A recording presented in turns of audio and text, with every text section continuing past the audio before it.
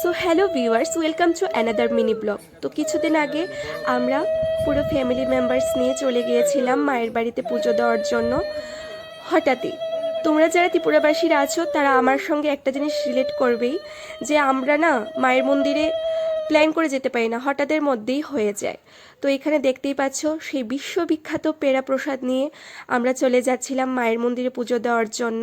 তো একে একে আমরা সবাই উঠে যাচ্ছিলাম মায়ের মন্দিরে পুজো দেওয়ার জন্য। আর যারা ত্রিপুরাবাসী আছি তারা সবাই আমরা জানি যে আমাদের যত দুঃখ কষ্ট আনন্দ উল্লাস সবই আমরা এখানে এসে মায়ের সাথে শেয়ার করি। খুবই ভালো লাগে, জায়গাটা এতটাই মনোরম যে কী বলবো তোমাদের, এখানে আসলে একটা আলাদা ফিলিংস কাজ করে। তো আমরা পুজো দিয়ে নিচ্ছিলাম, এখানে তোমরাও আমাদের সাথে দর্শন করে নাও মায়ের মুখটা। খুবই ভালো লাগে জানো তো, মায়ের কাছে মুখ ফুটে কিছু চাইতে হয় না। তোমাদের জন্য যেটা ভালো সেটা মা দিয়েই থাকবেন, যদি তোমরা সৎ পথে থাকো, ভালো কাজ করো।